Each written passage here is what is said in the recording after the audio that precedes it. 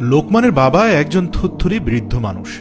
৬০ ঊর্ধ্ব বাবাকে নিয়ে একদিন লোকমান একটি উন্নত 5 স্টার হোটেলে খেতে গেল।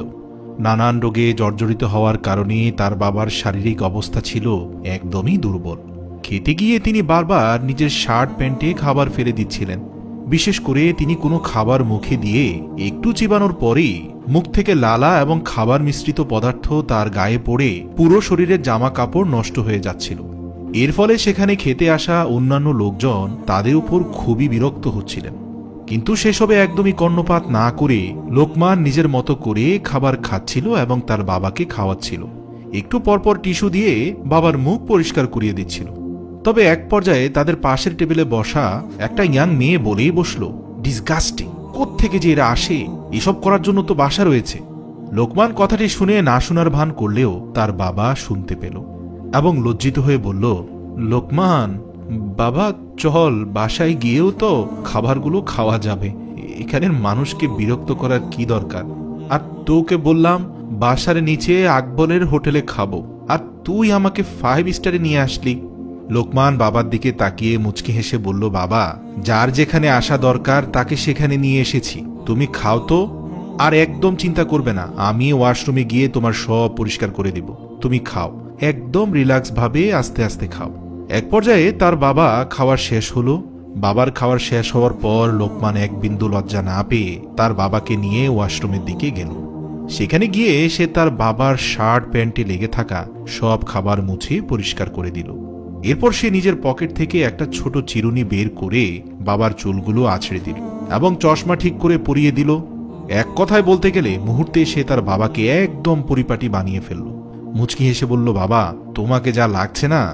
এরপর যখন তারা ওয়াশরুম থেকে বেরিয়ে গেল তখন পুরো রেস্টুরেন্টের মানুষ হতভম্ব হয়ে তাদের দিকে তাকিয়ে আছে।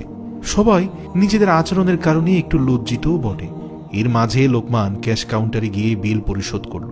সে যখন রেস্টুরেন্ট থেকে বেরিয়ে যাচ্ছিল তখন একজন বৃদ্ধ ব্যক্তি তাকে পিছু ডাকল। লোকমান পিছনে ফিরে তাকাতেই সে বৃদ্ধ বলে উঠল, তুমি কি কিছু রেখে যাচ্ছ? বৃদ্ধের কথায় লোকমান নিজের প্যান্টের পকেটে হাত দিয়ে দেখল যে মোবাইল, ওয়ালেট সবই তো ঠিক আছে। সে লোকটিকে বলল, না চাচা, আমি কিছু রেখে যাচ্ছি না। লোকটি বলল, যাচ্ছ তো বাবা, এখানে থাকা প্রত্যেক ছেলের জন্য একটা শিক্ষা আর প্রত্যেক বাবার জন্য একটা আশা রেখে যাচ্ছ তুমি। বাবা মায়ের কারণেই আমরা এই পৃথিবীতে আসতে পেরেছিলাম। যখন আমরা হাঁটতে জানতাম না তখন বাবা মা আমাদের 1 পা 2 পা করে হাঁটতে শিখিয়েছেন।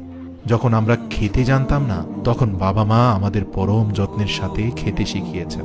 নিজেদের সবটুকু দিয়ে তারা আমাদের খুশি রাখতে চেয়েছেন। আমাদের সব আবদার তারা বছরের পর বছর ধরে হাসি মুখে পূরণ করে গেছেন। কিন্তু আস্তে আস্তে তাদের বয়স বৃদ্ধি পায়, সেই সাথে তারা নানান শিশুসুলভ আচরণ করতে শুরু করেন, যেমন খেতে গেলে খাবার ফেলে দেয়া, মুখ থেকে লালা সহ খাবার ঝরা। বৃদ্ধ বাবা মায়ের এসব আচরণে অনেক সন্তান বিরক্ত হন। কিন্তু আমাদের ভুলে গেলে চলবে না, আমরা যখন শিশু ছিলাম তখন এই মানুষগুলোই এর চেয়ে অনেক বেশি বিরক্তিকর আচরণ হাসি মুখে সহ্য করে গেছেন। আর তাই আমাদের বৃদ্ধ বাবা মায়ের যত্ন নেওয়া উচিত, কারণ একসময় তারা আমাদের যত্ন নিয়েছিলেন।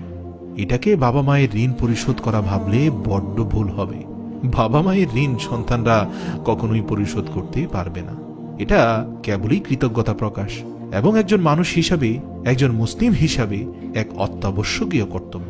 এভাবে এই কাজগুলো যদি আপনার সত্যি ডিসগাস্টিং মনে হয় তাহলে ভুলে যাবেন না, জোয়ান হয়েছেন তো কি হয়েছে, শিশু বয়সে যেমন মুখ থেকে খাবার পড়ে যেত, একইভাবে দিন দিন আপনি বার্ধক্যের দিকে যাচ্ছেন, আবার নতুন করে শিশু হয়ে উঠবেন এবং তখনও আপনার একই পরিণতি হবে। মনে রাখবেন, আমরা শুধু গল্প শোনাচ্ছি না, আলোর পথ দেখাচ্ছি। আলোর পথের একটি ভিডিও শেয়ার করার মানে হচ্ছে আপনিও আলোর পথ দেখাচ্ছেন।